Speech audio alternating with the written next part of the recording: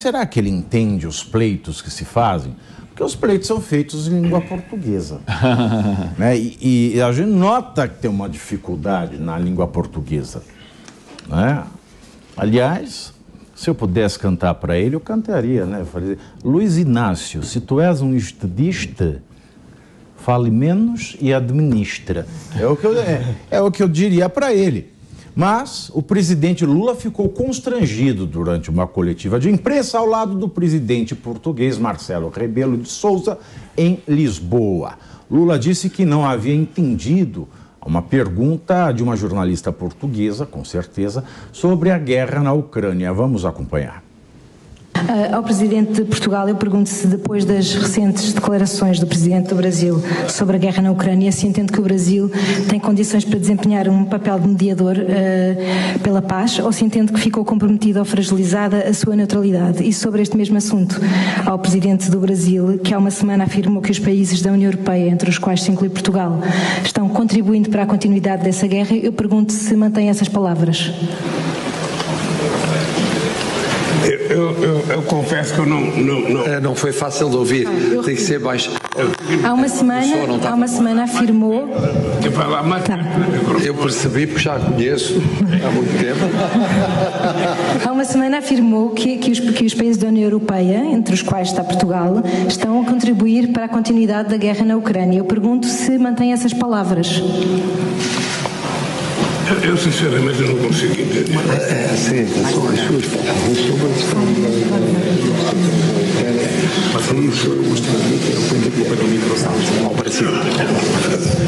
Lembra da Dilma? If you speak slowly, I understand very well. Bom, falar em guerra, o Lula ele amenizou o seu discurso sobre o conflito na Ucrânia em entrevista à TV portuguesa, RTP. O petista diz que nunca pediu que a União Europeia e os Estados Unidos tivessem uma postura diferente em relação ao conflito. Abro aspas. O que nós queremos é que eles também comecem a falar em paz. Se todo mundo se envolve diretamente na guerra, a pergunta que eu faço é a seguinte: quem vai conversar sobre a paz? Fecho aspas. Fecho aspas, já é claro. Né? E depois das suas falas desastrosas em relação à guerra na Ucrânia, Lula disse hoje, ainda em Portugal, que está se dedicando a tentar parar o conflito. Bom, e aí? Ele entendeu ou não entendeu a pergunta? Entendeu e foi um miguezão, né, Fábio? Tática boa, né? Foi um grande migué. Ficou ali numa saia justa, não sabia o que responder, deu de que não havia entendido. O que é um migué? Um migué, essa expressão. Migué é um miguel lá no interior, onde tem muita arma esprita. Um migué é um... Como eu posso traduzir um migué? Quem me ajuda aí? Mas um migué, ele deu um jeitinho, de fugir da pergunta, porque ele ficou totalmente constrangido com a pergunta. Aliás, migué é meter o louco, é isso? Exato, meter o louco. Também no jargão gay nós falamos fazer a egípcia. Mas ele também foi oportunista que se aproveitou da fala rápida da jornalista. Isso é um jogo político, cara. E também ela não repete a pergunta enquanto processa a informação que vai responder. É uma boa tática. Uma boa tática. Mas o presidente, ele falou bastante bobagem no que diz respeito à guerra da Ucrânia. Ele incomodou boa parte da comunidade internacional. Você viu a entrevista inteira? A entrevista em Portugal? Ele falou do Bolsonaro? Não vi, em nenhum momento falou. Ele falou no começo. No comecinho? A gente estava transmitindo ao vivo no Jornal da Manhã, a primeira parte. Ele não fala especificamente do Bolsonaro, mas ele quer deixar claro nas relações diplomáticas, para qualquer outro país que ele vá, que a oposição era uma oposição antidemocrática, contra os princípios conquistados apenas 30 anos no Brasil. Ele começou já o discurso dele falando sobre isso. Aliás, ele começou, na verdade, lendo. Acho que alguém deu um papel para ele, falou, lê pelo amor de Deus. Lê por aí, porque mas daí leu um parágrafo e começou a falar de improviso e aí começou a atacar a oposição no Brasil. Né? Ele está recebendo bastante crítica, Pavinato, com relação ao que falou em respeito à guerra da Ucrânia, de várias frentes. Essa jornalista aí quis, inclusive, colocar ele numa saia justa, quando o senhor falou ali que países da União Europeia também tinham ali sua responsabilidade, o senhor mantém a sua fala, e aí ele saiu, como diz o Kobayashi aqui, deu um migué ali. Mas acho que ele já está sendo aconselhado, porque inclusive ele anda falando aí que vai parar de falar, vai falar menos. Com que isso respeita. Não, eu até gostaria de que ele falasse menos. Sabe que o Itamaraty, historicamente, ele sempre foi tomado como um quarto poder, né? Então, de fato, ele tem uma certa autonomia e até mesmo a capacidade de regrar o comportamento dos presidentes, exatamente para não criar mais saias justas como essa, né? E a postura do Brasil, historicamente, sempre foi a neutralidade, né? Buscar o caminho da paz, do diálogo com os dois lados. E o Lula, ao entrar em maior contato com a Rússia, querendo ou não, acabou tomando um partido que é muito perigoso para a economia, para a política. E é um momento que o Lula ele deveria aproximar, né, as posições divergentes, né, e não jogar mais lenha na fogueira. E ele errou, sabidamente soube se corrigir também, né, confessou o erro e hoje busca atenuar besteiras que ele tem dito, né? E isso é bom que se diga, né? Não é porque necessariamente o indivíduo não é de esquerda que a gente não tem que fazer uma crítica. Uma dúvida que eu tenho que é, na China, ele ficou num puto hotel, mas o governo chinês pagou, né? Agora, lá em Lisboa, por que ele não ficou na sede da embaixada brasileira hospedado? Que não é nada mal, né? Quem já viu a sede da embaixada brasileira é realmente uma casa, um casarão lindo, né? Mas ele escolheu ficar no hotel mais badalado de Lisboa, o Tivoli, da Avenida Liberdade. E a sua esposa fazendo compras. Exatamente. Magnificaríssimo. Exatamente. Ainda ficou a cara da bruxa queca. Uma escolha terrível do vestido. Mas, Pavinato... Mas a pergunta é essa. Ele não deveria ficar na casa na embaixada brasileira? É uma pergunta. Depende do nível de segurança, né? Tem essa também, né?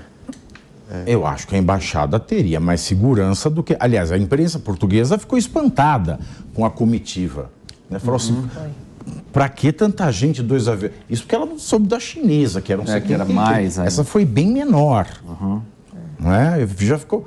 É a bagunça na cidade. Se a embaixada lá não tiver mais segurança que o Hotel Tivoli, não faz sentido. Nenhum. Mas, Pavinato, e outro ponto que eu tô vendo dessas 2 viagens, as últimas viagens, 3, na verdade, incluindo a viagem que ele fez também para a América Latina, nós podemos perceber que Lula assumiu sim um lado, ele fez uma escolha, infelizmente ele abandonou a neutralidade que o professor explicou aqui, que era ótima para o país, porque não nos prejudicava economicamente, a gente falava com Rússia para ter fertilizante, a gente falava com Estados Unidos para ter produtos tecnológicos, sem problema nenhum. E agora Lula escolheu sim um lado, eu ainda estou esperando para ver se foi a escolha mais certa ou não. Ele escolheu o lado de China, né? E ele tem até uma fala aqui, contarei com a China para mudar as regras de governança global. Essa foi a fala de Lula. Para mim está escolhido o lado sim. China para mim já é o grande líder global e vai continuar sendo. Mas é uma ditadura. A sua moeda, que até Lula falou que quer começar a usar mais nas negociações, e de certa forma, em algumas negociações passageiras, assim, eu não vejo problema, mas negociações de longo prazo é complicado, porque não tem transparência. Outros pontos, a China não tem nenhuma previsão de resguardar os direitos humanos, né? Você está fazendo aí negociação com asiáticos também, e com países asiáticos ditadores. Então, qual segurança que a gente vai ter aí? E quando o Lula chega em Portugal, depois de tantas caneladas no Ocidente, nós fazemos parte do Ocidente, precisamos também do Ocidente, né? Ele está mais uma saia justa. Vem do Oriente para mexer com a gente, vem quebrar gostoso aqui no Oriente. Sei que você gosta, sei que você deixa. É mais ou menos assim. Você falou uma coisa que é relevante. Que se China e Rússia resolvem descumprir um pacto, quem é que vai obrigá-los a cumprir se eles não estão em nenhum tratado? Exatamente, nós somos estrangeiros nessa turma e eles não estão nem aí pra gente, entendeu? E a gente está se colocando do lado deles. É uma escolha, eu estou bem preocupada, mas vamos ver como é que vai ser. E quando ele chega na Europa, vai para Portugal, que é um país irmão, eu entendo, de relevância comercial, não está nem entre os 10 primeiros, a Espanha é o 10º, né? Mas eu entendo que é um país importante de se visitar pela questão histórica, tudo. Mas ele está numa baita de uma saia justa, porque a escolha está feita e a gente está indo lá no vagão de trás desse trem com um maquinista bem desgovernado, viu, Pavinato? Mas tem uma coisa também, viu, Pavinato? É claro que na viagem para a China ele tomou partido, foi muito mais pró-Rússia, pró-China, né? Fez críticas à OTAN, à União Europeia, aos Estados Unidos. Isso pegou muito mal. E aí, quando chega na Europa e ele quer desdizer isso, ele quer, né, melhor explicar aquilo que ele já havia dito, a gente acaba tendo um discurso contraditório que gera descredibilidade, né? Como é que se pode confiar no presidente que o discurso dele depende de onde ele está, depende de com quem ele está? Então, a cada ocasião, um discurso diferente, né? A ocasião faz o presidente Lula. E eu acho que, complementando o que você está falando, é que o Lula está com a cabeça de 2013. Hoje, com o celular, você pega ele falando aqui, aí você coloca uma fala dele em cima, outra embaixo, o vídeo circula na internet. Não é mais só um jornal dizendo, cobrindo a viagem do presidente à China. Então, e realmente esse posicionamento do presidente pró-Rússia não ficou bem na comunidade internacional. E ele deu uma entrevista em Portugal também falando que nós temos que aprender a entender a China. Quando foi questionado... Eu não entendo nem o português, vai entender a China. Pois é. Aí veio com aquela lorota do campeonato chinês, de futebol chinês. Tem gente procurando até agora onde passa. Né, passou na ESPN até 2020, mas 2020 ele estava ausente.